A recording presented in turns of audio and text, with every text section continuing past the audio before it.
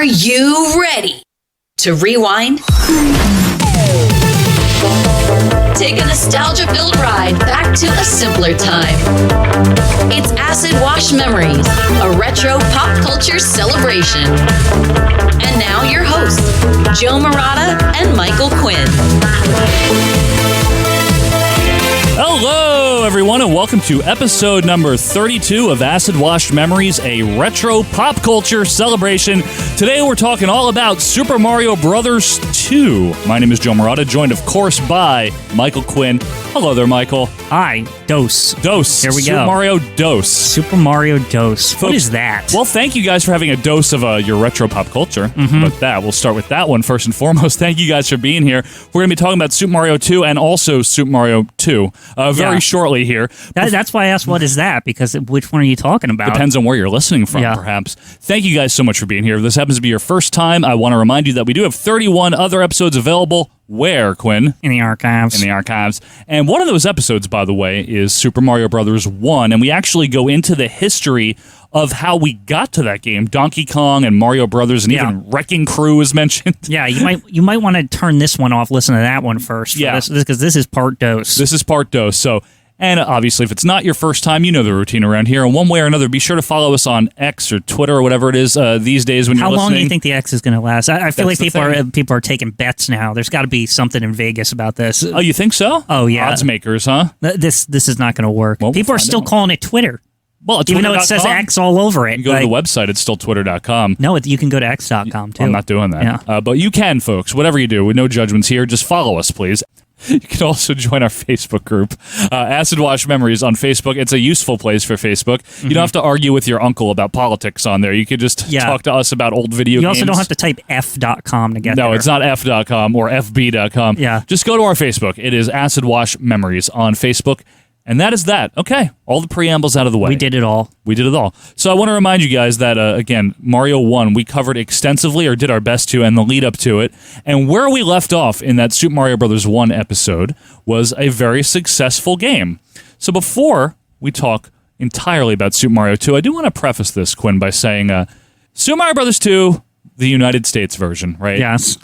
The oddball of the series. You betcha. The sore thumb. But yet it was immensely successful. And in fact, so much so, Quinn, that it was the 5th best selling NES game ever. That makes sense. I would think anything in the Mario sphere, right, would be the best selling. It is only behind Super Mario 1 and Duck Hunt, which are both pack-ins, obviously. Right.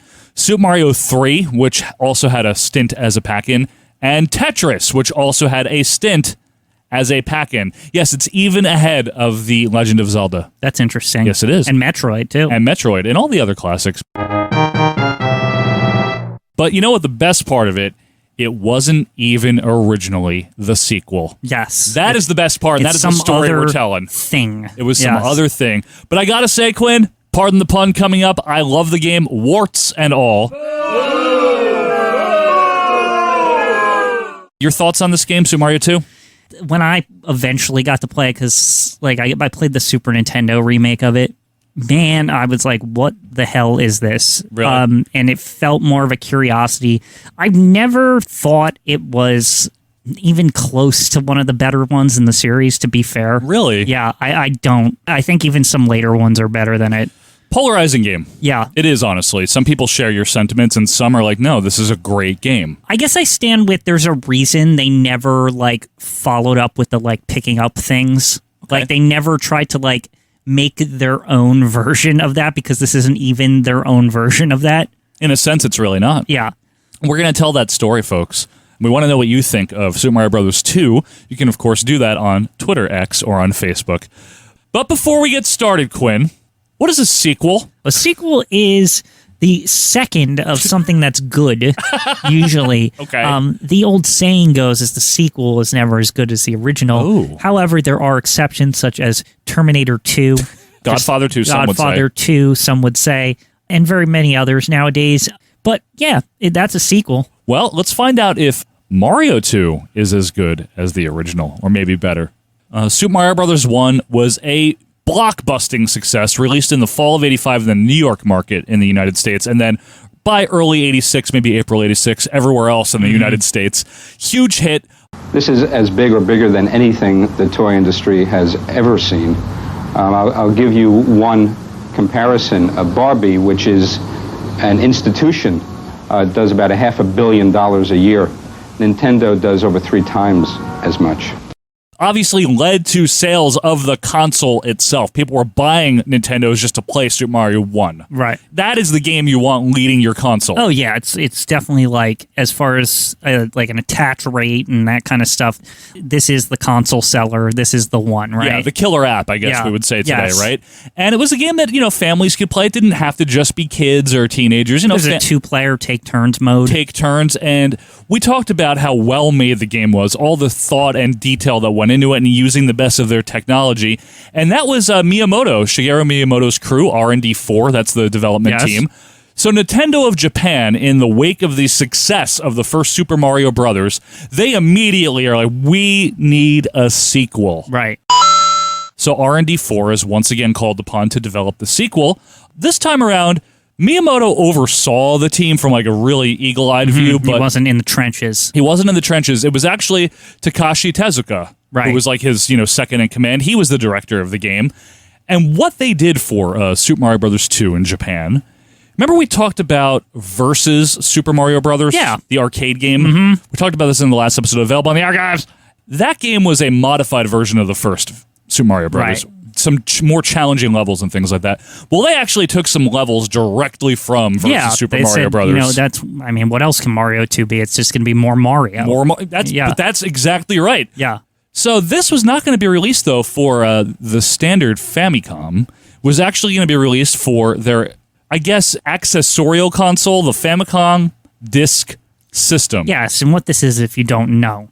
I think for people who aren't in the know, I think when they hear Famicom Disk System, they think it's got CDs or some kind of disc of some kind, but it's a floppy disk. But a floppy in a sense where they're hard shell cased and they're proprietary form. It's not like it takes any floppies or whatever. No. It's not like a 3.5. But the key is it's a rewritable format, which also for the future of NES meant something, because that was a whole market in and of itself where they would, you could go to stores in Japan and, you could recycle games. There was a machine and you'd say, I want this game, and it would rewrite the disc. Yeah, it would flash the ROM, right? Yeah.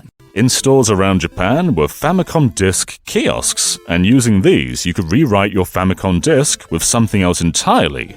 Famicom Disk System was released in February of 86, in Japan only. If you've never heard of it, if you're a casual video game person, maybe grew up, played Nintendo, and that was it, you wouldn't have heard of it because it was only in Japan. There was no Nintendo Disk System equivalent. Right. One of the advantages is it had better sound. It had additional channels of sound, but it was more expensive than the standard Famicom. This was a necessity thing, too, if you're wondering, why the hell did they even do this, right?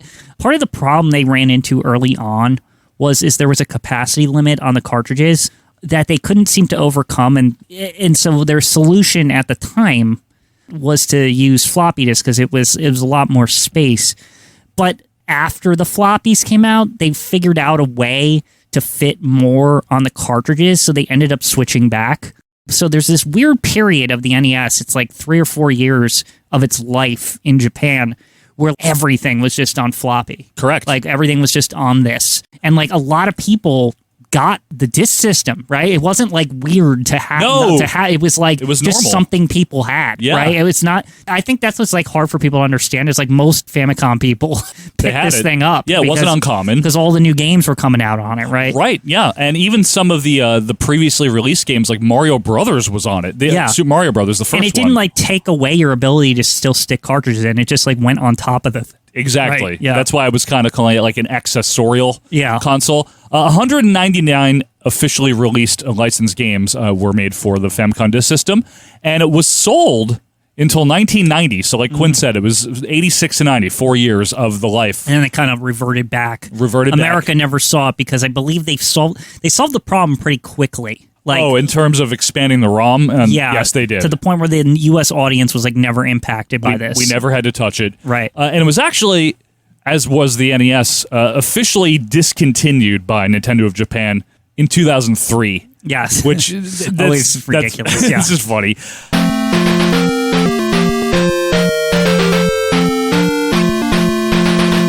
But back to Super Mario Bros. 2, the Japanese sequel here. So there were some changes made to the original. Yes, it is the engine of the first one.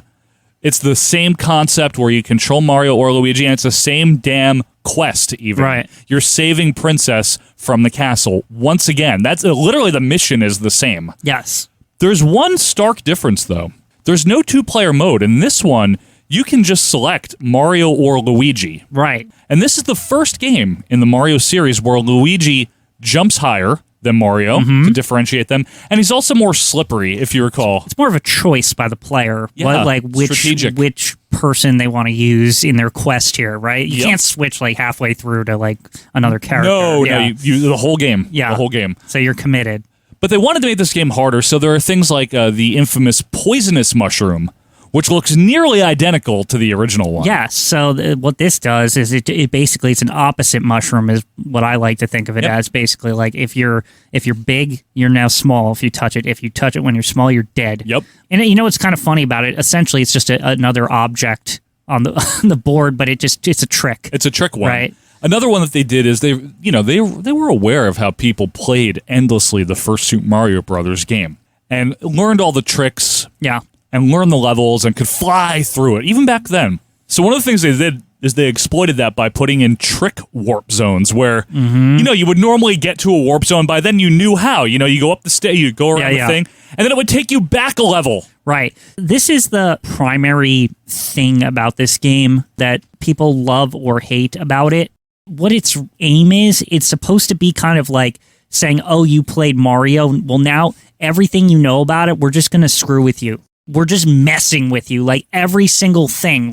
Sometimes there'll be like weird jump angles and stuff that it's like you think you could make, and you have to like jump a certain way. I mean, this is where Kaizo blocks comes from, right? That term. Yeah. So there's blocks that will just be invisible, like mid jump, and they'll just like knock you in a hole with no warning at all. In fact, that thing alone, a lot of what this game is doing, it inspired ROM hacks of later Mario games called Kaizo Mario. Right. Was kind of the first one to try it, and then they all called themselves every version. There's like thousands of them now, but it was all inspired by Mario 2, where the game is just trolling you. That's a great way to put it. The game is trolling you. I believe one of their taglines was Super Mario for super players. Right. Meaning, like you said, oh, you played Mario 1? We'll try this shit out. Yeah, and the fans, like I said, the ROM hacking community took this game as kind of like this is a totally different type of game, right? Where we're just going to use Mario as the engine, but we're just going to mess with you. Yeah. The level design is frustratingly hard at times, especially as you get into the later levels.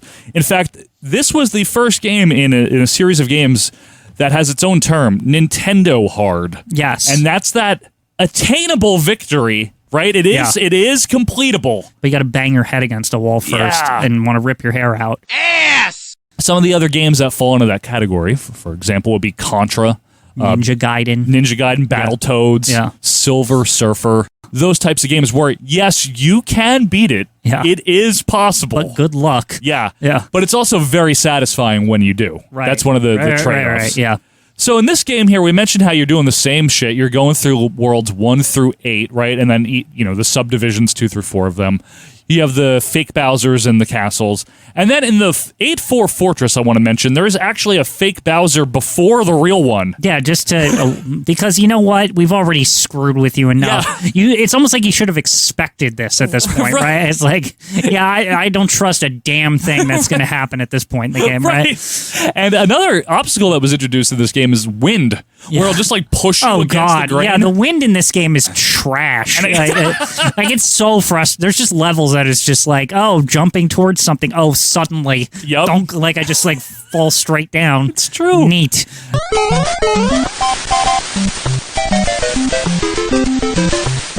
And if you do beat worlds 1 through 8, you can open up world 9. Right. That's great. You can do that. There's also A1 through D4. And what those are, You know how in the first Super Mario Brothers, when you beat the game, Princess is like, hey, you won? Why don't you fucking play again? Yeah. Remember? Yeah. But there's Beetles now instead of Goombas. Yeah. Shitty Beatles. Well, this is like that version where it's like, hey, you're going to get another 4 worlds, A through D. God, how many people even wanted to do that after, like, this hell? Right. This game is the second thing. This is the second quest. But it's the first. Right. Like, It already is harder. yeah. These are modified versions of previous levels to, like, they make it harder. Like, fire sticks are longer, you know? Right, yeah. Blocks are shorter and harder to jump through. It is insanity. And if you ever do complete D4, that is a satisfying feeling. Now, I'm going to say something here. I want you to. What's funny is, as far as my opinion of this game, I'm not good at it, but I appreciate the shit out of it because I think it's oddly more creative than the American version. I don't know about that. I think it's got a lot of like interesting ideas that you could tell were interesting ideas because, you know, ROM hackers went with them, and, you know, even nowadays, like the Dark Souls games, like those are games that are intentionally hard with trolly shit. Sure. It feels like this is like the pioneer in that subgenre of overly hard kind of games, but it's for those people that like crave that challenge. They're buying it because they know it's hard, right? Yes. Like, that to me, in a weird way, like took some like creative like bravery. Just try that, especially on something like Super Mario Brothers 2, right? Good it's point. like, what the hell? I think it turned out that way. I'm sure the intention was, what can we slap together as quick as possible? And then from there, the idea grew. Right. That, hey, if we're going to modify this game, let's make it If harder. this is what we have to work with, let's do it this way. Exactly. Right? And they did kind of redraw a few sprites, like the background's a little bit different, like the ground and stuff. Anyway, the game was released on June 3rd, 86 in Japan, and it was a huge success. I'm sure it was just off the name. Oh, alone, absolutely. Right? Yeah. 2.5 million copies. スーパーマリオブラザーズ2はさすがディスクで面白い。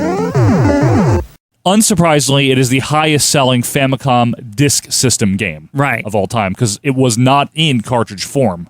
So Nintendo of America had their own reaction, particularly Howard Phillips. Now, who is that? Well, he had worked for Nintendo of America since 1981 as a warehouse manager in Washington State, where Nintendo was based. It kind of grew into being their unofficial game tester for the American market. Right. Japan would send him games, and he would test them out. Kind and of give a his famous thoughts. figure within the video games industry. Like, he's one of the early, like, people knew who he was. Like, worked his way up. Yeah. And you're about to meet the man at least partially responsible for Nintendo's popularity. He's Howard Phillips, also known as Mr. Nintendo, and for good reason. An argument could be made that Howard is responsible for making Nintendo America's best-selling Christmas toy. United States, which means the guys over in Japan are pulling all the strings. Oh, but, yeah. America's just there to do what they're bidding, basically. Yeah, distribute the games here, basically. Right. But what Americans thought did matter because of the fact that we're trying to port this game over to the U.S. Because this guy's job is to sell those games in the U.S., right? And Correct. if he looks at this as like, what the fuck? Like, nobody's going to fucking play this. Well, his exact thoughts were, it's too hard, first of all. It is too similar to the first game. The other reason, and this is the one that sometimes gets muddied up when the story is retold or kind of just overlooked completely, everyone knows it was too hard and too similar, right? Right. Like visually, it looks almost identical. It doesn't take a rocket scientist for that one. Not even Howard Phillips. Yeah. The other part, though, that people might sleep on is that this came out in June 86 in Japan.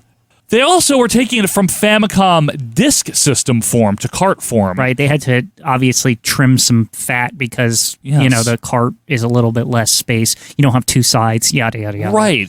And their thought was, by the time we get this done, it's going to be very old.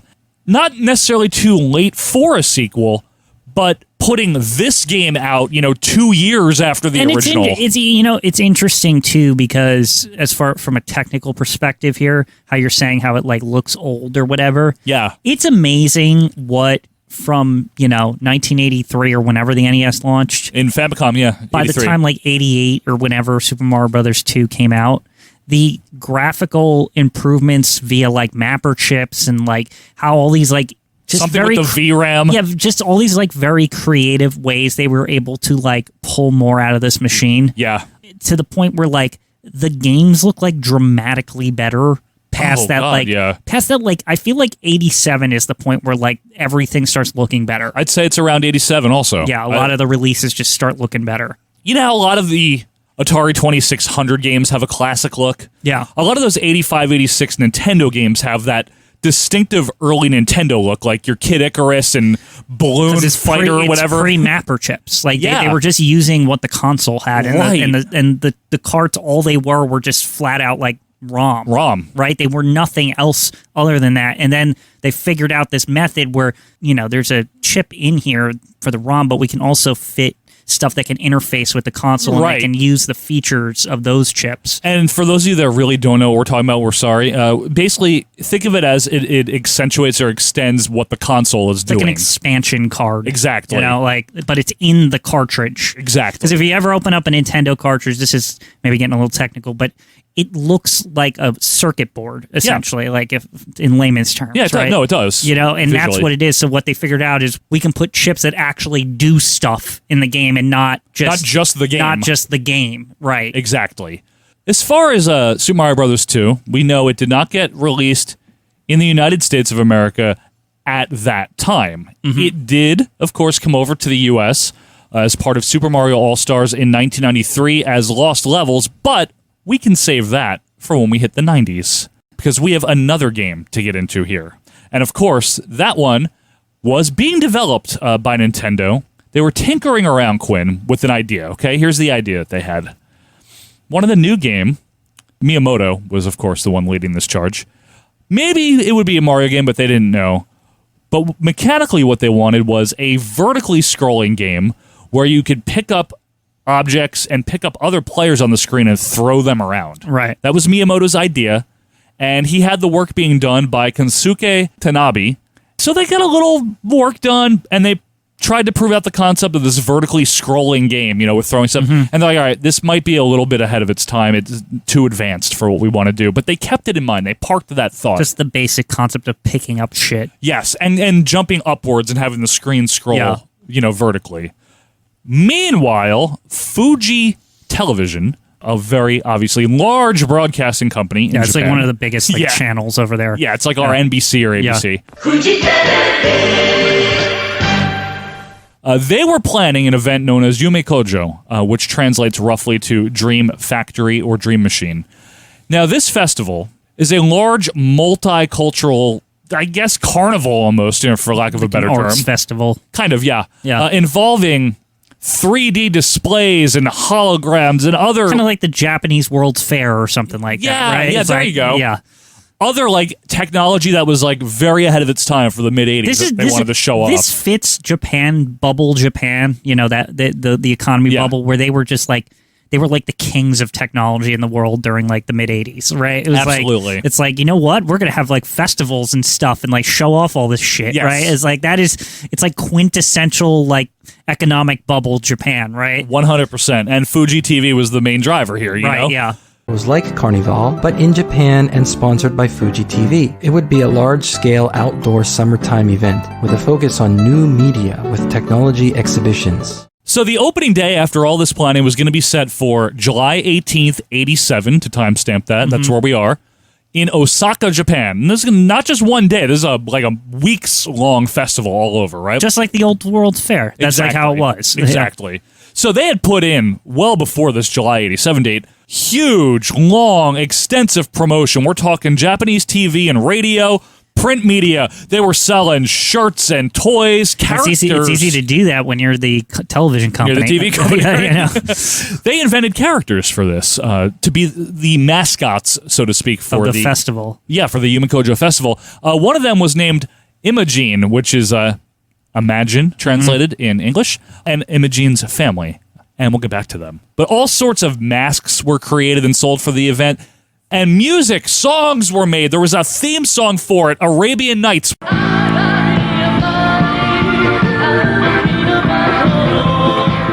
You just describing this, I just love this.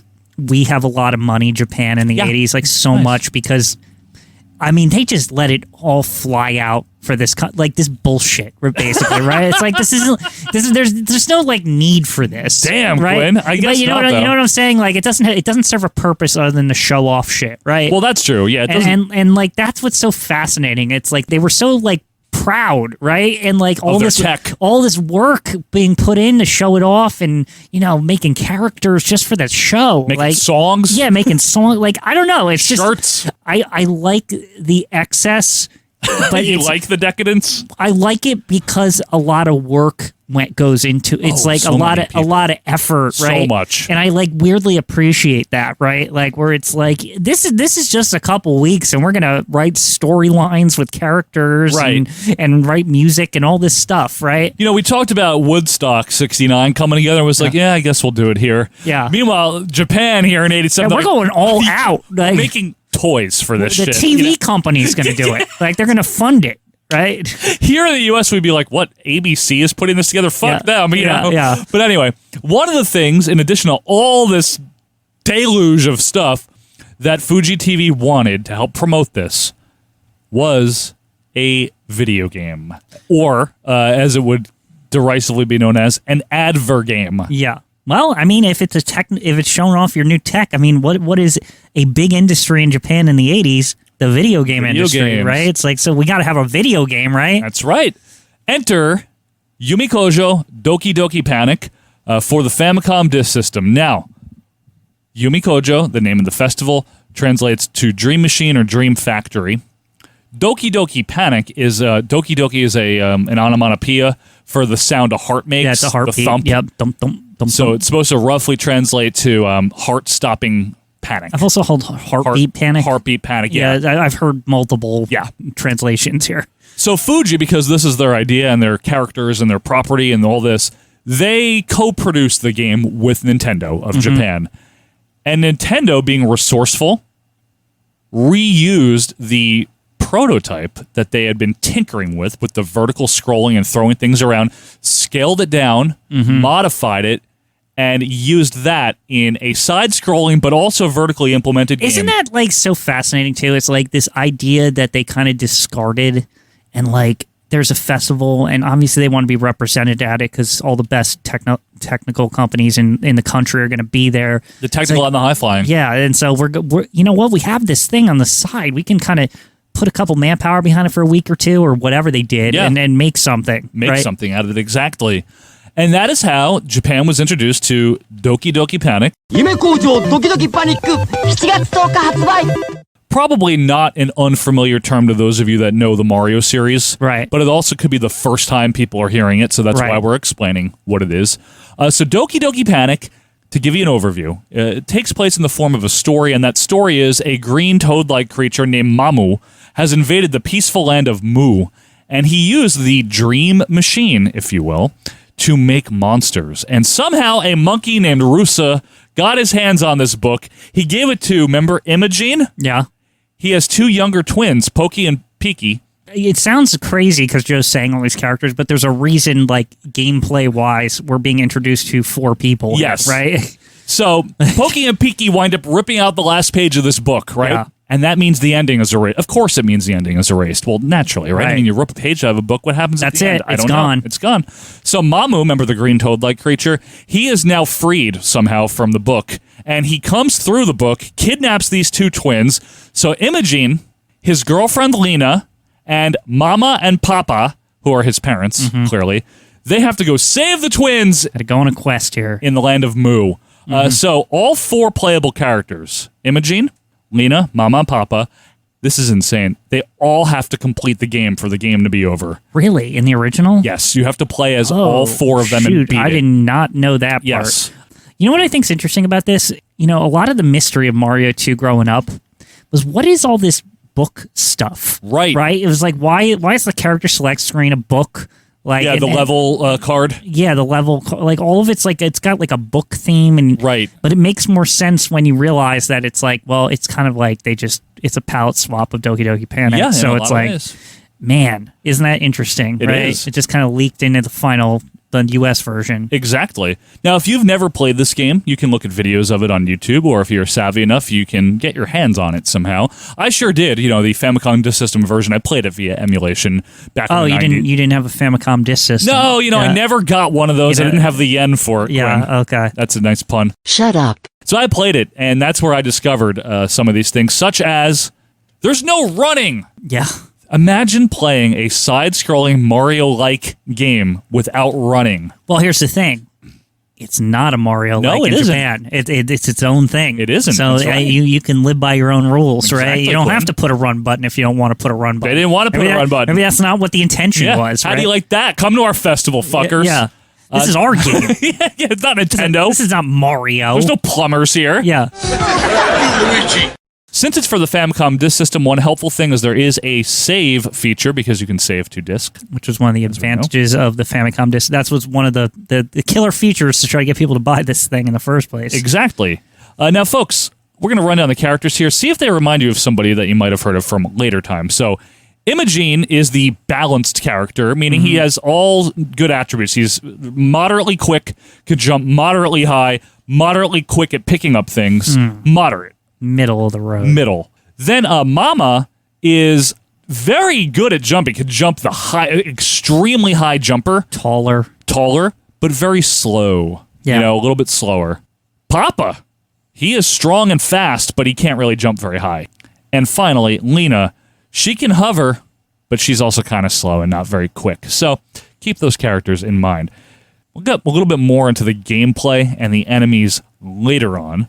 But I do want to mention here about Doki Doki Panic is if you've ever played the original version, there are some subtle differences to what it would later become. And I would encourage anyone that has even a passing interest in this to at least check into those differences, because we probably won't cover all of them extensively. But there are differences between this and its later iteration.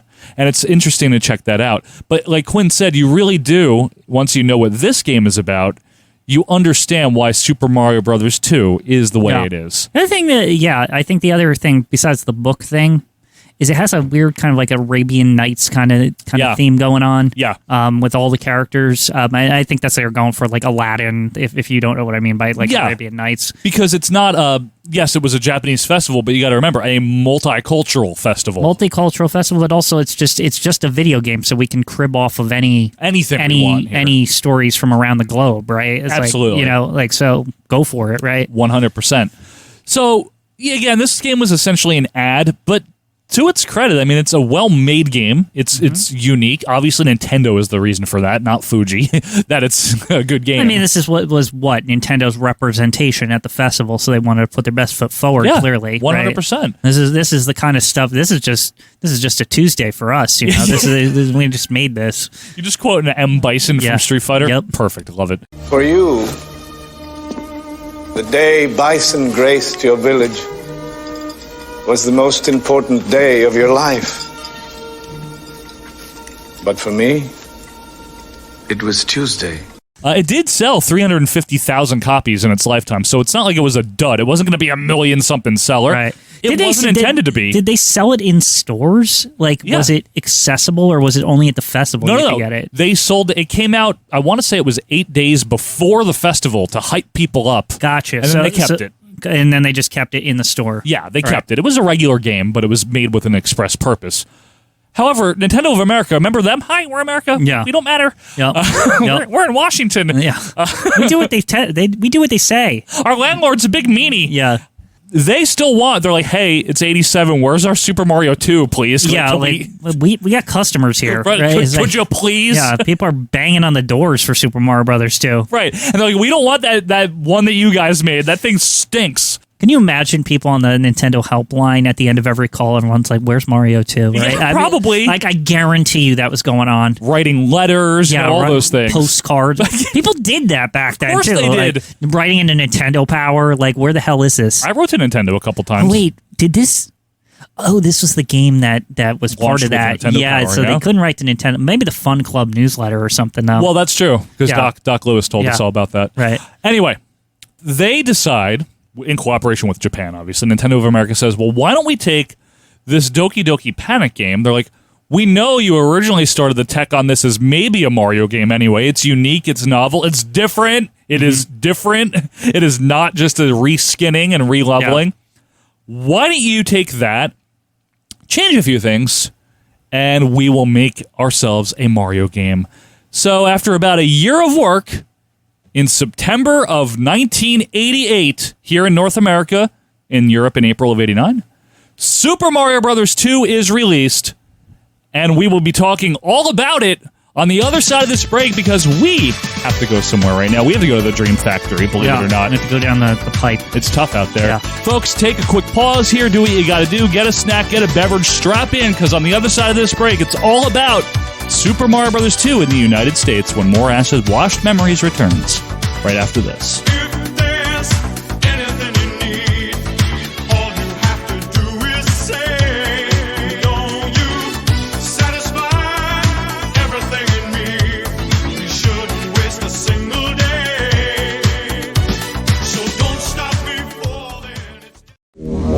Super Mario is back. He's blasting worlds where no one has ever been. He's taking on enemies no one else dares. This time Mario pops up power wherever he goes, so he's bigger and badder than ever before. You've never seen creatures like these. You've never had an adventure like this. It's everything you dreamed of and worlds more. It's Super Mario 2, only from Nintendo. Now you're playing with power. What's so special about Wendy's new Bacon Swiss Burger? Bacon. Special sauce. Swiss cheese. More bacon. All on a toasted Kaiser bun. It's the only Bacon Swiss Burger with 3 strips of bacon. Ooh, doesn't that sound delicious? Wendy's new Bacon Swiss Burger. Come on in now and grab one while they're hot. An American tradition continues. During the decade of the 70s, a slugger named Reggie helped Finley's A's capture 3 consecutive World Series championships. Now home run hero Jose Canseco powers the Oakland A's as they face the Red Sox, or the Astros meet the Pirates. The tradition is here. The memories are waiting.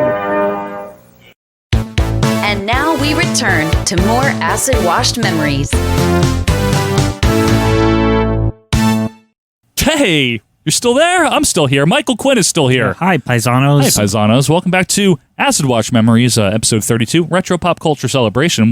That's what we do. That's our thing, man. Hope you guys like it. Hey, like I said, if you're a new listener here and you haven't yet listened to the Super Mario Bros. 1 episode, you can do that. It's in the archives. You can subscribe on your app of choice if you haven't. Yeah, go into the wrong pipe and go back to that one. Yeah, go to the backwards warp zone.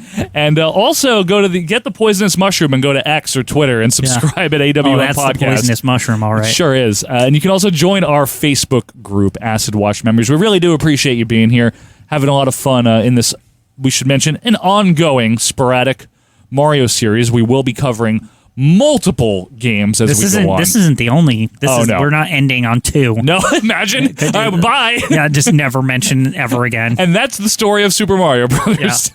Yeah. Anyway, the series didn't really continue on. No. It was really it was all downhill after this, Quinn. All the other stuff today, it's just imitations. Absolutely, it's not even by Nintendo. It's your imagination, if you will. Anyway, Super Mario Bros. 2 was released in September of 1988 in the United States and in April of 89 in Europe. The box art, by the way, I just want to say, I really like the box art to this. Yeah, it's all right. It's got Mario, holding a vegetable. And what do you think about the animation style? Because he was not animated on the original box. He was not. It was using pixelation. I think it's good. I think it brings him to life. Yeah. He's a little pudgy, though. He's not his, final form to me. You know what I mean? I guess not. He's his mid-late 80s form. Yeah, he's developing. It's like a halfway point. Right. So we will talk about the gameplay, because we didn't mention that in Doki Doki Panic, because the gameplay is almost identical. Figure we save it for the main event here. But before we do that, I want to talk about the plot, because it is slightly different here. Well, yeah, it's got to involve Mario. It's got to involve Mario, first and foremost. So, to sum it up, Mario is having this dream. And in this dream is this staircase, which leads to this door, to this place. I know, it's very high-tech. And he hears a voice that identifies this world behind this door as the dreamland of Subcon. They're asking for Mario's help in defeating the villainous frog named Wart. What a gross name. Ew. Yeah. That's definitely like why it was picked. Yeah, he was Mamu in the original, obviously. Now, you know what I love about just that alone? Yeah. It's the game starts with you coming out the door and falling down. Right. Just like the instruction manual, right? Like just like you're explaining here. That's a great point. You fall right out of the door. Yeah, that's intentional, and I always like that little nod. 100% what it is. So Wart, as we know, is a jerk. He was a tyrant. He cursed Subcon, cursed its people. So Mario awakes from this dream, and he decides to tell Luigi, making his return, Princess Toadstool. See, she does not need to be rescued in this one. She's free because Mario rescued her, remember? Right. She's just there to help. Yep. And apparently, I guess, like, the best mushroom retainer, Toad. Yeah. Because, remember... maybe he's one of the 8. Yeah, and maybe he was just, like, the nicest one or something. One of the 7. One of the 7. Yeah. Good point. And the funny thing is Luigi, Toad, and Princess, they all said they had the exact same dream. Can you believe that? Because I cannot. Wow. Shocking. Earth-shattering. I can't even tell you where this story's going. No, me neither. Anyway, the group goes on a picnic, because that's what I would do after having the same dream as 3 other people. Maybe they think there's no danger, right? Right. Like, they're just like, yeah, it was just a dream, whatever. Just a dream. And while they're on this picnic, they do what most people do, which is discover a cave. And in that cave is a long staircase, which is completely normal. Yeah, that's how it always is. Yep. And guess what? There's a door at the top, and they go through that door, and they are transported to Subcon, meaning that perhaps their dreams have been real. Ooh. So like Quinn said, they didn't really, Nintendo here did not do much to eliminate the book nature of this on the level cards. Yeah, that part's weird. The menuing is still like the book. Even like every level, it shows the book. It's very bookish. Yeah. But, of course, Mario has replaced Imogene as the balanced character. Right. He now, I want to mention, his sprite in Super Mario 1, due to limitations, was brown and red, or orange and red. It is now blue overalls with a red shirt and a red hat. But he's got white eyes. And he has white eyes. So he has 3 colors finally. Yep. What's interesting, though, is we were just talking about the artwork. On the box artwork, he's got the red overalls and the blue shirt. Because remember, they were still fucking around with that back then? Yeah, I could never... Like, this was one of those things where I was just like, whatever. Anyway, back to the point here. Mario is the balanced character with the whites of his eyes, Quinn, and he looks like Mario, more like Mario. Yes. Than he does in Super Mario Way better. 1. Yes.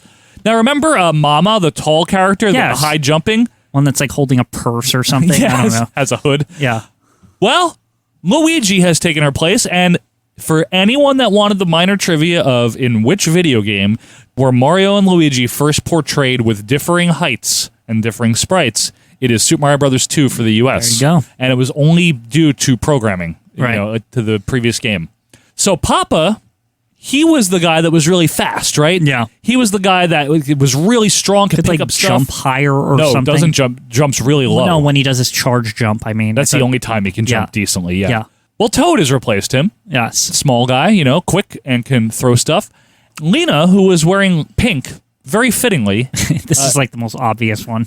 Princess Toadstool is now wearing pink, which again, in the first game, she's wearing like a white dress. Now, what I do dig here is it's kind of creative how they do her, like, how this character could float or whatever. Yep. She uses her dress, and she's kind of like using it to get air. Yeah. It's kind of cool. It is cool, and a lot of people like playing as a princess. A lot of people played Princess and Luigi because they're actually like much easier to play the game. Those are the two I always play with. Yeah, they're very cheap. I gotta say, I never played with Mario. Me either. I would always play with like Toad or Princess or something. You were a Toad guy? You a Toad guy? Because he was fast. He was fast. Yeah, I like Toad. Very quick at a lot of maneuverability. Yeah, no, that's true.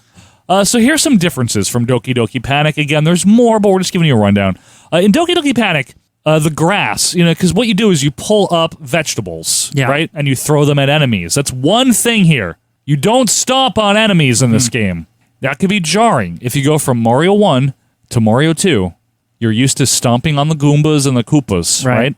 There's no Goombas. I think what's there's no Koopas. Yeah, I think what's about that little detail, what's interesting about it is you can go on top of the enemies, but if you hit like the corner of them or something, that hurts you. Which is like, to me, that was always very jarring also. It's the only Mario game where that's primary. In Super Mario World, there's certain enemies that you can jump on and not kill. But this is where jumping on them doesn't do anything. In fact, you can ride them. You can ride them. You can just like stand on them and they'll walk with you on top of them. Yep, exactly. So one of the differences here is you pull up vegetables to throw at these enemies. Well, in Doki Doki Panic, the grass is black, and in this game it is red. I don't know why. Probably one of the big differences, though, is that you can run in this game. Oh, my goodness. Hold B to run. What an improvement. That mechanic is back, so that's good. I mean, that actually changes like the whole game. It does. Honestly, because you can just zip all the way through and all this stuff. Yeah. But also, it's also a double threat at the same time, because by the fact that the only time you can take damage is like if you go into the side of the enemies because you're going so fast. Right. You might like nick somebody and like get hit. There goes that nicking them again, yes, with your foot or whatever, your dress, as it were, if you're a princess. The other thing is in Doki Doki Panic, there's no small mama, small poppy, if you will. You have a life bar on the left. do. You lose it, right? And then you die. You get a certain amount of hits. That's the other thing. A life bar in Mario. And on the left, down to the bottom. Or it's like weird. It's like jewels or something. Yeah, it's jewels, correct.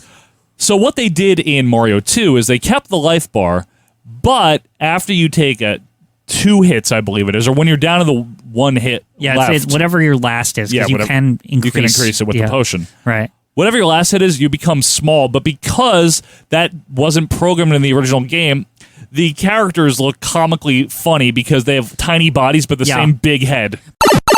Another thing that has changed is there are some Mario touches that were put in, because there's almost no trace of Mario in the original game whatsoever.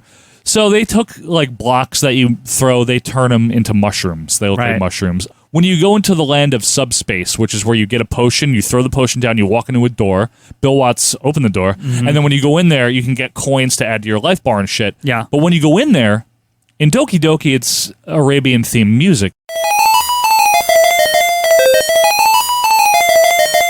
When you go into subspace in Super Mario Bros. 2, it is Koji Kondo's classic Mario theme. There you go.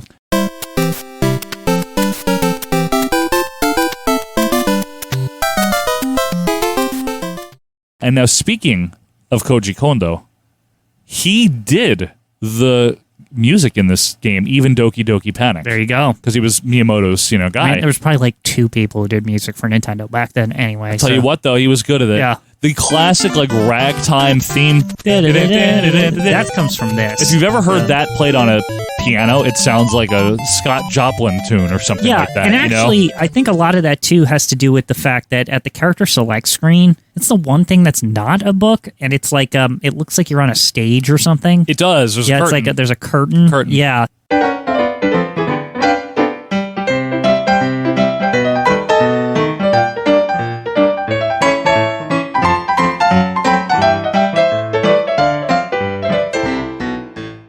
The other thing, too, there's no fire flower. Now, this was a huge part of the first Super Mario Brothers. It would go on to be a huge part of other games because, you're regular or small, and then you're super. Yeah. Great. But then when you get the fire flower in Super Mario 1 and you're shooting at the Goombas and you're shooting at the Koopas, right? Maybe even Bowser or Hammer Brother. Well, see, very exciting. I take that as this. Here's the deal, right? Yeah. This is a game where you can throw anything at anybody. Why the hell do you need a fire flower? That is probably precisely what they thought. Right? It's like, in all seriousness. It's like, what do you need that for? You could throw anything on the stage at anybody. The whole game is throwing things, right? That's the whole point. It seems like redundant to have like an ability that just lets you also throw things. I totally agree with you. So there's no firepower. And thankfully, for anyone that has ever played this, you only need to beat the game as one of the 4 characters. Thank goodness. You don't need to complete it as all 4. That's true. And you can also switch characters at the top of a level or when you die and come back from it, continue. So, talk about the enemies here and the gameplay. So, let's look at some of the gameplay first. We were very familiar with the Super Mario 1 stuff, and again, we talked about it in our archives. Yep. But why don't you check this out? So, mushrooms have made a return, but not in the way you think. So, mushrooms are here only when you go into subspace or in a warp zone, and it gives you your additional life. So they like shoehorned in a mushroom. It basically kind of represents the same thing, but it doesn't exactly do the same. Yeah. And it kind of does, because when you're small and you get one, you do get big. You do get big. So they were able to shoehorn that in. It's just funny because most of the time you get it when you have two. Yes. Like two hearts Two or hearts. 2 diamonds or whatever. Yeah. Maybe 2 clubs of spades. Yeah. Oh, shut up! The 1-up was also worked in. They very hastily made a 1-up, which is a result of getting like coins and hearts and stuff. Speaking of which, there are hearts.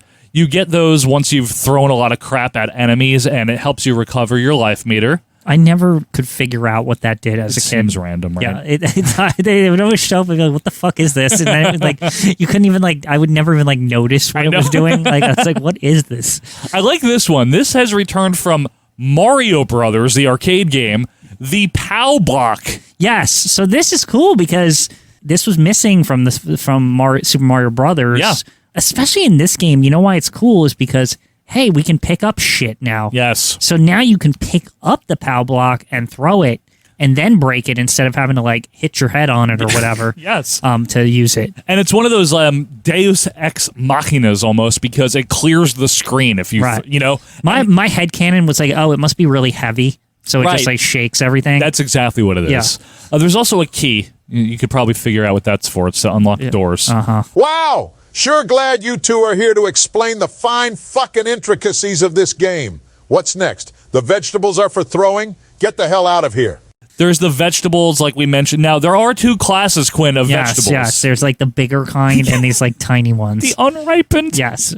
It's real, folks. I'm not making it up. That sounds like somebody at Nintendo US HQ just thought that up, right? Yes. Like, a lot of this stuff just seems made up. Well, here's one. They shoehorned another thing in. Turtle shells, because they're alluding to Koopas. Right. These are not turtle shells in Doki Doki Panic. I forget what it is. It might be a mask or it's something else. Turtle shells you can throw and they slide across the ground and run into enemies, but they're not. They're supposed to be Koopa shells. I don't remember. Were these even really common? No, like, they're I don't remember incidental. seeing them that often. No, they're not. This next thing, there's definitely a lot of this shit. So sometimes you'll pull something up and it'll be a red bomb. Yeah, you just panic. You're like, oh God, like, get this out of here. So it can become useful if you throw it away from you in time at an enemy. Yeah, but you could risk it and you could run with it to try to like throw it at like a mob of enemies. True, or even a boss. Yeah. So, I mean, that is just a little taste of some of the things. But there are enemies that we have to meet because guess what? I believe we have pretty much no returning enemies from Super Mario 1. No, we'll but find out. We have some debuting enemies and I think a significant debuting enemy right out the gate here. So you might have seen Shy Guys. Folks? Shy Guy, I mean, he would become big in the Yoshi canon. Very big in Yoshi. Yeah, he's like all over that. Like, but like I just thought like it's cool that Shy Guy is like this is his game that he started in. Yep. And he's kind of like he just kind of continues on. And he's a Doki Doki Panic enemy. Yeah. All these enemies were. These were not made for Mario 2. He survived Doki Doki He Panic. did. He survived. And he survived Mario. A lot of things didn't even survive Mario 2. Good so, point. like, Yeah, very good point. Yeah. One thing about these enemies, they're all wearing masks, which is hard to tell in their sprite. Mm-hmm. So, like Shy Guy, he's red with the face, the white face. He's wearing a mask because he's shy. Doesn't want to see his face. I don't know what's under there. There's also a pink variant. Yeah, but they do the same thing. They move back and forth, and you can stand on them, and you can throw them. Now here's a Mario Brothers 2 exclusive guy over here. Tweeter, yeah, a bird with a mask on. He usually has like a fork or something. What a pain in the balls this thing is. Tweeter is. Yeah. Tweeter is like the Koopa paratrooper, like the ones that bounce with the wings. Yeah. Next level up from the Shy Guy is the Sniffit, who is very similar to a Shy Guy in look, except he has a black mask on, and he shoots bullets out of it. Yeah, so Sniffit here, right? Did he ever make it out of Mario 2? Because I feel like he did. Because I feel like Shy Guy's all over the place, but Sniffit? Shy Guy's in Yoshi's Island for sure, and later. Yeah, I think he's even like in Mario Kart, like other like does later he, like, ones. Appear? Yeah. I don't know about Sniff, folks. Let us know if you know anything about Sniffit. Sniffit's one that I'm not sure if he got out of this one. Well, right? I know this next one did. Ninja made it into other games. I know Ninja did. Yeah. From what? I believe Ninja makes a cameo in Mario World. Oh, you're right. He's just there randomly. Ninja's there, yeah. So Ninja is actually really cute. He looks like a little star, like a little ninja star, I guess, but he's like, just jumps around, and it's very cute. I'm not kidding. He always jumps in like a pattern, too. Yeah. Like, he has like a range, but he's back and forth always. He can be an asshole, though. Yeah. I guess another variant of the Shy Guy family here is Bezo. Bezo has the fucking fork, Quinn. Yeah. It's very annoying. This bastard. He you know, stinks. Always flying at you, hitting you from the side. So it was Lakitu for Mario 1, but you really have a grudge against Bezo in Mario 2? Actually, he's not even the worst in this game. There's worse guys as we go down here. So one of the things I want to mention, folks, before we forget, is that some of the vertical scrolling was implemented, but not in a smooth way. You know, in the horizontal, you're just going and the screen is smoothly moving. They have vertical design levels, but anytime you switch screen, it shifts like up a cut with off. you. You hit past a certain point, it moves. Right. And one of the things that you do when you're on these vertical levels is climb up vines. Mm-hmm. And on some of these vines is a giant ladybug known as Hoopster. This was a very indescript enemy. It's just there, like barely ever hits you. A lot of times I would just use it for an elevator, essentially. Yeah, people do. Yeah. But you can use them, you can pick them up and throw them too. Right, you can, which is good. This is the dick, the next one. This is like the ultra asshole of this game. Okay, so let me explain this, folks. Yeah. There are not warp pipe or any normal pipes in Super Mario 2, okay? Because remember, it's a different game. However, there are similar things that you would slide down known as jars. They're vases, right? Right. Like when you go in, they're like, the jars get bigger. Yes. It's weird. It's weird. And down there sometimes is something useful. Like a coin or something. A key. Yeah.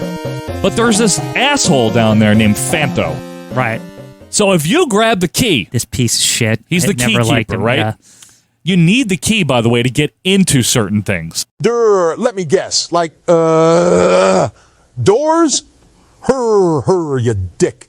Locked doors. You're required to trigger him off. You have to. Yeah. He gets pissed off, and you see him like leave his post. Yeah, he like leaves the cup you're in or whatever, the jar.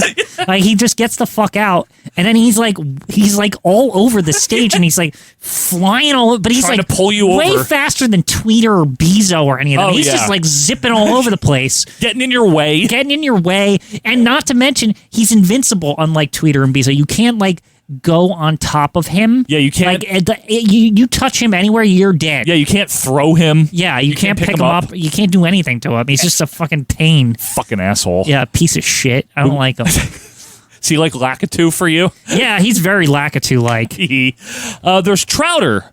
So Trouter is similar to the fish of Super Mario Brothers 1 in that it's, guess what? A fish. But again, this is weird, right?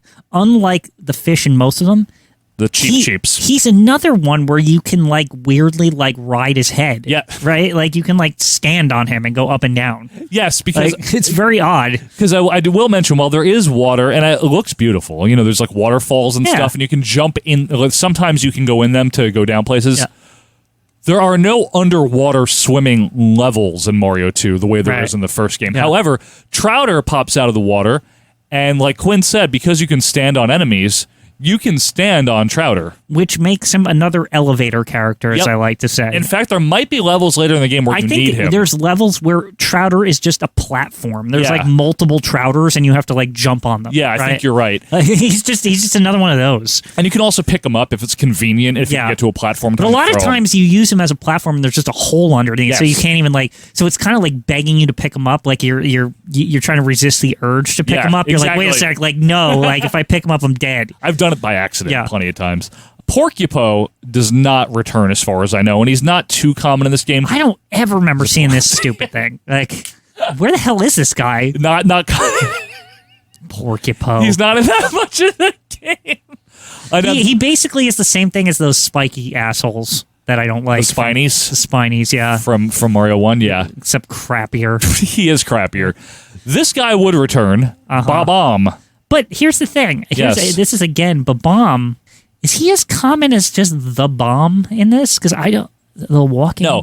So, like, Bob-omb, or Bob-omb, is different than the red bomb that is a stationary, non-anthropomorphic object. Right, but I don't remember seeing Bob-omb as often. Bob-omb is Bob-omb is in some of the game, but not as common. No, in the Super Show, Bob-omb's like all over the fucking place, but not in this. Not in this game. Well, one of the things is that the next enemy, the albatross, and that's I'm not misspeaking. Albatross is an albatross. He's a bird, but he's an. This is Lakitu. No. See, what do you mean no? Again, he's broken because of the you can stand on him shit. You can fly on him.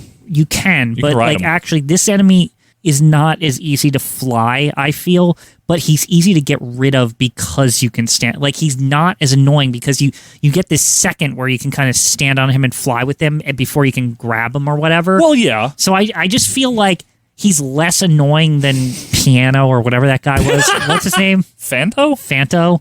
And Piano. And he's also less annoying than Lakitu. Piano? Yeah, whatever. He's annoying. He's annoying when he drops bob-ombs on you, though. That's the one thing about him. That is annoying about him. That's true. Bob-omb. Pidgeot. This guy is awesome. Yeah, I like this enemy. Pidgeot's fine.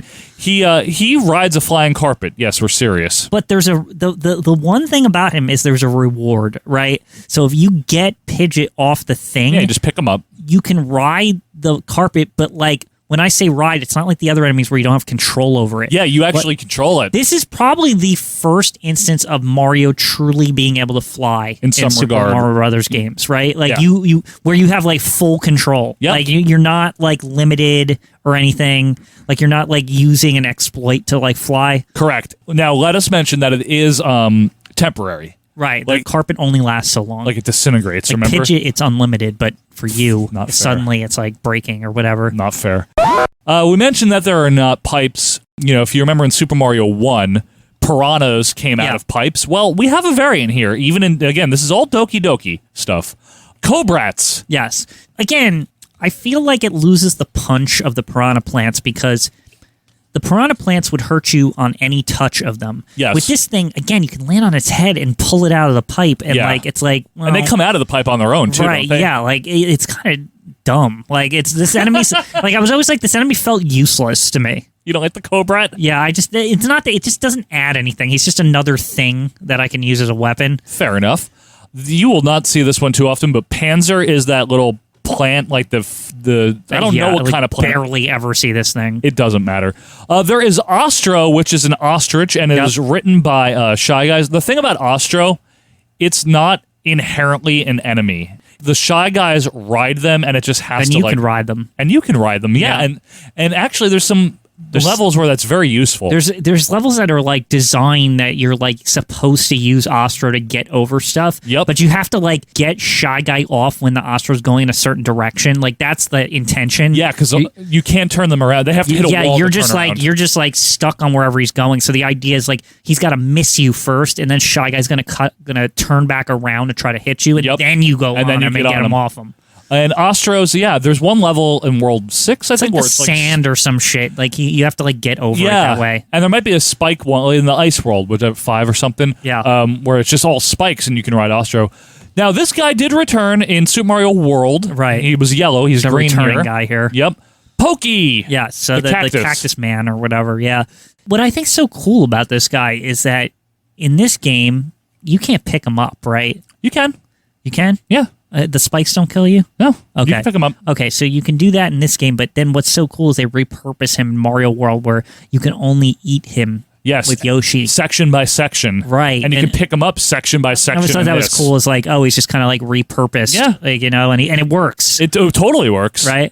And then I love this because it's just such an elaborate contraption here. It's so dumb. So the Shy Guys, you might see them in some of the later levels riding this giant bomb machine. It's called the Autobomb. Right. Which is a pun on Autobahn. Yep. And it just... if that was obvious, I'm sorry. love it. But it's a great pun, and I just think it's really funny. I just love how Shy Guy's all over the place in this game. He's the best. He's fucking awesome. I like Shy Guy. He's like the Goomba of this game, would you say, or the Koopa? He's kind of the Goomba of this game. Yeah. He's dope. And the fact that he gets to be in a bunch of other stuff is I just love that he started here. This is not what you would expect for a character that would go through the whole series. He's in new ones. It's weird. You're right. There is also Flurry, who is only in the ice levels. Just dumb. He's not there long enough to matter. flurry. I don't like him. And I do theorize if he's a shy guy with snow on his head. Well, look at the picture. I think he is supposed to be a shy guy with snow on his head. Yes, right? I totally he's technically agree. not something separate. So before we get to the boss characters here, I want to mention that an unofficial character, so to speak, is known as Mask Gate. If you recall, Quinn, in the first Super Mario Brothers game, you completed the level by jumping over the flagpole. Well, jumping onto the flagpole. No, don't jump over it. The game keeps going. Jumping onto the flagpole, right. Correct? In Super Mario 2, once you hit the end of the level, you have to defeat a boss or a sub-boss, which we'll get to. And then what happens is you use a magic crystal or whatever it is. Whatever the game says. Yeah, you pick that up and throw it.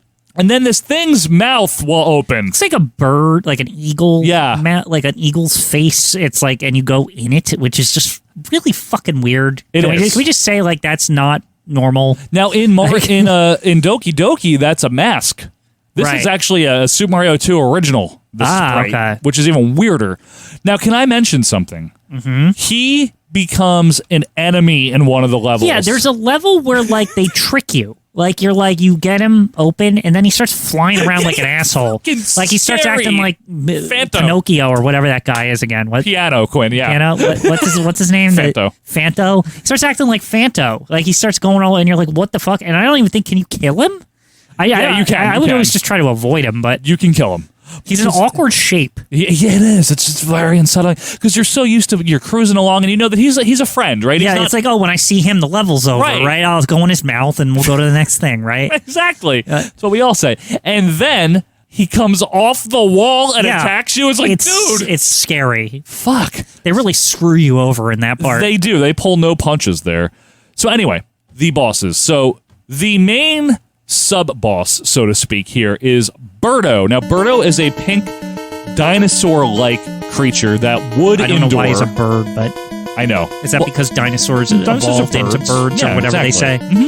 Now, what's interesting about Birdo's another person who survives Mario 2. Yeah, that's the thing. He goes Birdo's on in Mario Kart and all sorts of shit. Birdo goes on to become like a, not featured player, but like a memorable face, right? Right, yeah. Like Birdo's all over other games. Birdo's in stuff. Yeah, Birdo's in stuff. Birdo spits eggs. You can jump on the eggs, pick up the eggs, throw them at Birdo. Yeah. And then you go into Mask Gate. Isn't that weird if you think about it? Because usually, like, creatures that hatch eggs, they don't come out of their mouth. But this thing is shooting eggs out of its mouth. That is why it's very unsettling. Yeah. Another one of the sub-bosses that you'll find in a couple of levels as the last boss of the level is Mauser. I don't like this guy. Well, I never liked this guy. He just seemed assholic. It's a mouse with sunglasses all over the place. He's a dick, and you got to avoid his bombs and then throw enough shit. I think at him. partially I hate him because of his sunglasses. Like, he thinks he's cool. They're evil. He thinks he's so good. Yeah, he's just like, look at me. I'm a big rat with sunglasses. It's a mouse, asshole. Not as bad as Piano, though, right? Yeah, Piano, that bastard. There's also this flying ball of fire known as Fry Guy. What does it have to do with French fries? That's what I don't get by his name. What is that about? Don't like it. And this jerk he's taking my fire flower, essentially. Like, he's just that. And then he has, like, baby Fry Guys, remember? Yeah. That you, like, after you almost beat him, there's, like, little babies and stuff. He explodes into... shitty. It's a bunch of shit. Yeah. Now, this bullshit, this is an annoying asshole, is Triclyde, a three-headed cobra. Yeah, but you just throw blocks at him. He's more like, he feels more like Mauser in a sense. Yeah, but you hate Mauser. Yeah. Is it because Triclyde's not wearing sunglasses?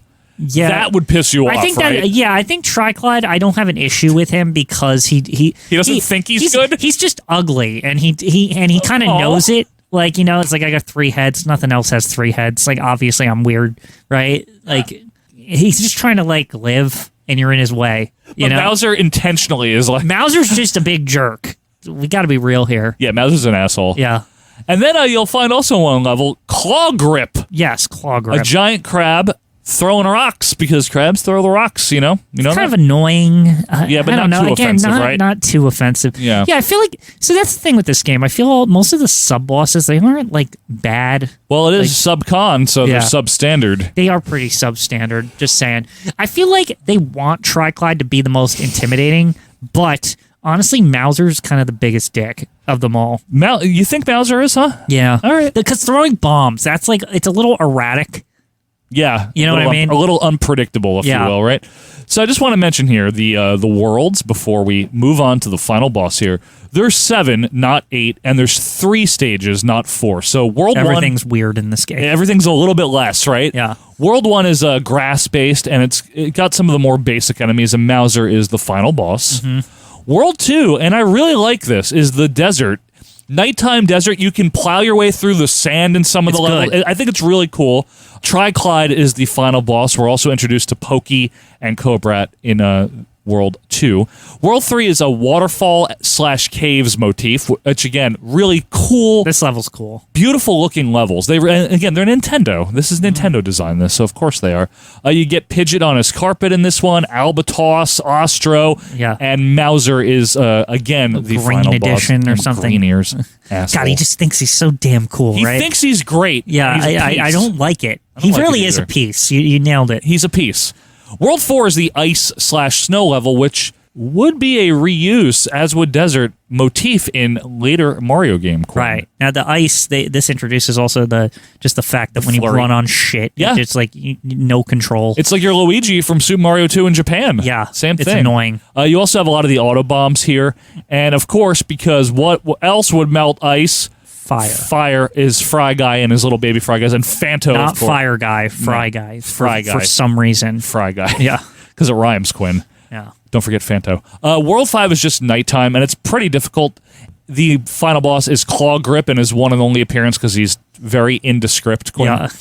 He is, right? Stage. Is anyone? Why did they put him in the water stage? Instead, they put Mauser or whatever. This is another thing to mention about Claw Grip. He actually was only in Super Mario 2 because exclusive, baby. But you'll be happy to know in Doki Doki, instead of Claw Grip, there was a third white Mauser, not a gray one. Really? Even Nintendo of America is like, enough with the Mauser. He needed to be cut off. Right. World 6 is desert again, more difficult. And Tri-Clyde is at the helm here. This feels like we're running out of ideas by this point. Another desert, really? Yeah, the dream is not... the factory's not producing too many dreams at this point. Yeah. And then finally, World 7 only has 2 stages. They're both rather difficult. Sky. That's where you're in the sky. This is the game, the level, where Mask Gate, which is also known apparently as Bird Faces. That's what I call them, Bird Face. This is where Mask Gate will fight you right before you get to the end. Such a douchey move at the end of the game with the mask face. You made it this far? How does betrayal taste? Yeah. I don't know! Wart is the final boss, Quinn, and Wart is seen by many as a poor substitute for Bowser. But he definitely is. But you need to remember, though, and he is, I agree with you, he's in the original game, so it's not like he's the final boss of Yumikocha Doki Doki Panic. The problem, I think, when it got translated or ported here to the US is that because he's the final boss and large and green, instant comparisons were made to Bowser. Well, right? see, here's the thing: do you honestly think they could have just called him Bowser and nobody would have noticed? They would. I don't know, Quinn. He looks a little different. I mean, he does have a crown. Yeah, but I mean, like all the graphics are different, so people would just chalk it up to, he just looks different in this one. Did you know that they were together in the comics? Like Wart and Bowser made a couple of joint appearances. Would it surprise you if it was like revealed in canon at some point that they were like brothers or some shit? No, because he's a frog and Bowser's a dragon. They're both reptilian, Joe. Yeah, but that maybe cousins. Cousins, perhaps. Yeah. Jeez, brothers! Don't be starting rumors now.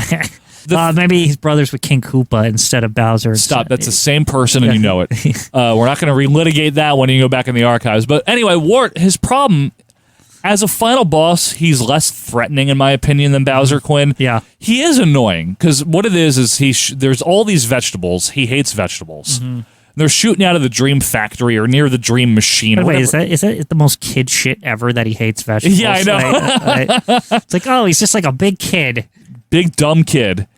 he opens his mouth really wide, and you got to keep getting those vegetables in there, man. You got, I think 6 hits or something he takes. It's going to really screw him up if he has to eat these vegetables. He's a giant pain in the ass if you're playing him for the first time. How funny is that? Giving him vegetables is what kills him. I love it. Yeah. And his stage is like the only one where it's very different, and there's, like I said, the Dream Factory. Yeah, it's like a factory motif. Taken over, yeah. And the Phantos like are in the background, but they don't do anything. Let's just threaten you with that. Yeah, that's annoying, by the way. Anything involving the Phantos is extremely The minute you annoying. see them, you're like, oh no. Fucking dicks. Imagine if they come to life, right? Like if you keep fighting them longer. Oh, God. I wouldn't That want sounds it. like a disaster. It sounds terrible. And that's basically the gist here. You beat the game, and Subcon is very thankful, and they carry Wart's dead carcass across the screen. Mario, is he dead or just passed out because Nintendo? Because Nintendo. Yeah, we'll go with that answer. Yeah. And then Mario wakes up at the end, Quinn, and he isn't sure if the whole thing was a dream. See, I figured that it was, and that was Nintendo's explanation for why the game was so bizarre and different. Me too. I thought that until I realized that, later in life that this is just some weird palette swap shit. Yeah. It is. So as far as the game itself, I just want to state I really, really like it. And again, I know it's polarizing even between the two of us. I love this game. I don't hate this game, Joe. I just think that over time, because I saw, how future video games went with that, like, the more challenging stuff. Yeah. I find the original kind of weirdly ahead of its time as far as an idea. And this just of its time? Of its time, yeah. Okay. Can I ask you this, though? Are you thankful that we got this instead of... I am. Instead of Japan Super 2? I think, as a kid, definitely. It's more like as an adult, I respect a little bit more the original because of, like, it does weirdly pioneer that, like, hard shit. I guess, but from a graphical standpoint... Oh, yeah. I mean, Mario 2 looks better. This is mind-blowing for the Mario time. 2 America Edition. Yeah, American Edition. Level. I think it's a good game, folks. We want to know what you think. Did you like this one? Again, it's sometimes the redheaded stepchild, if you will. Sometimes it's the underdog. Yeah, it's pretty controversial. Like this one. It's almost like there's debate in the community. It's like, what's the true Mario 2, right? It's like, yeah, I mean, canonically in the U.S. it's this, and canonically in Japan it is Lost Levels. And I feel like now Nintendo seems to be weirdly split on like what the original 2 is or whatever. Like now, only because all I mean to say is this is all it is. It's just like now they just treat them all like they're just part of the series. Right. So it's just odd that like Lost Levels is not forgotten. True. No pun intended. It is not. You're right. That's fair. So let's get to the reception here in the United States. Again, this is the fall of 1988, about 3 years after it hit New York, the first game, I mean. As we stated at the top, it was huge. This was the #1 selling Nintendo Entertainment System game, Quinn, for, count 'em, 14 months straight. Makes sense. Just like the other one. Yep. Yeah. All of 89. Yeah. The rest of 88, all of 89. This to me is like an unsurprising bestseller, right? Because it's just like Super Mario Brothers 2. Yeah. Like, it's like a dream come true, like for a kid. A dream factory come true. Yeah. Stop. Would you think, though, that the sequel would have been as successful here in the U.S. if they released the Japanese version? I do not, sir. I do not, sir. I'll say this. I think it would have sold well. Yeah, but not this. I don't know if it would have lasted because the rumors would get out on the playground how freaking hard it was and be like, screw this crap. It could have hampered or damaged the franchise, Quinn. The burgeoning franchise. I don't think they would have not made Mario 3 as it was, first of all. No, I really think it would have still come out anyway. Probably developing it already anyway. Yeah, that's what I'm saying. It's like I think it would have just been like, what people's memory would be that like, wow, Super Mario Bros. 3 was just like so much better. Yeah. It was like so much better than like 2. Even more than so much better it already is. Like it would be. That's what would really happen. I don't think it would have killed the franchise because ultimately killed, but ultimately, if you have no awareness of Doki Doki Panic, like if that's how it all went down, you would have just taken what they were going to give you. Yeah, I guess so. But that's what they thought when they made E.T. the game, also. Yeah, but it's only 2. It's not excessive. I know. I agree. This is the best-selling Nintendo game that was never packed in with anything. 7.4 million copies, Michael Quinn. As far as a legacy, we were talking as we went through the enemies, Quinn. some of them carried over. The Shy Guy, the Pokey, the Babam, Ninja. I find it interesting that because these enemies had the weird, like, pick 'em up crap, that a lot of them got associated with Yoshi and his mechanics. Do you find that interesting? I guess because Yoshi stands on certain enemies, and I don't know why they chose that. I think because of the eating aspect, it just worked out better or something, especially the cactus guy. Well, think about it, Quinn. In Super Mario World, they took a little bit of this in the sense that you can stand on enemies without killing them. You have to spin jump on a lot of enemies to kill them. Some enemies. Some. Not all. Some. And there's Shy Guys in World original. I think there is, like, in the later stages, I want to say. Just 2, right? I think it's just 2. In Super Mario Bros. World 2, Yoshi's Island, like, there's Shy Guys fucking that's what I mean. They're like the main enemy. You know what they use? They did it on purpose because Baby Mario knew them as a kid, and that's why he dreamed about them. Because it's a prequel. Some other things that this game carried on was Luigi, like we said, having a different sprite, being taller. That doesn't happen immediately because of limitations, but when that does happen, this is the model they use, like that height differential. And always the differences between Mario and Luigi were kind of established here. Yeah. Right? Princess was canonized in pink. Right. Because remember, white dress in the other one. And I think ultimately it gave a little more character to the princess as, like, just in general a character. Well, it was also really cool, that she wasn't just a damsel in distress, right? You got to play as her. And some elements of this, which we will talk about in the next episode, I'm sure, were used in the Super Mario Brothers Super Show. Yes. That show, which is a classic, and there's not that many. It seems like there were tons of episodes. There's not. It was barely on for that long. Lou Albano and Danny Wells as Mario and Luigi. The live-action stuff is stupid and fun, and the cartoon version is a weird mix of things from Super Mario 2 and 1, because, like, Bowser is in it as King Koopa. Right. But Mauser is in it. It's weird. And there's enemies from 2 and then later carpets. they, like, upgrade the cartoon to 3. Yes. And then later they upgrade the cartoon to World. Yeah, they did. Like, there's just, like, they keep just going with it. And we will get those mentioned in future episodes, folks. So, obviously, Super Mario 2 was re-released as part of Super Mario All-Stars in 93 with the graphical upgrade. Yeah. I think there's another aspect we kind of glossed over earlier, but I think it's important. What? This was the cover game to the first Nintendo Power. Yes, right? it was. That's That's a great point. That's to be remembered about its launch. That is a great, with weirdly colored Mario, right? They used they used claymation. It was a special photo shoot thing where they're like Mario 2's out or whatever, and it was like a claymation version. Yeah. But I think it's like very much remembered as far as how this game was like marketed and launched, shown. basically. Yeah, you're right. It's the first issue of Nintendo Power, right? Which was a huge magazine for them. I mean, gangbusters.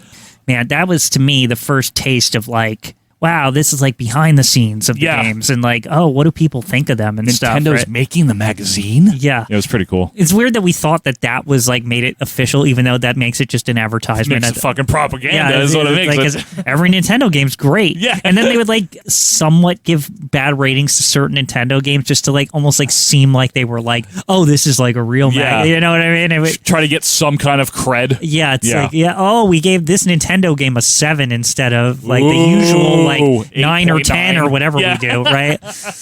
Not only All-Stars, but this was also released for the Game Boy Advance much later.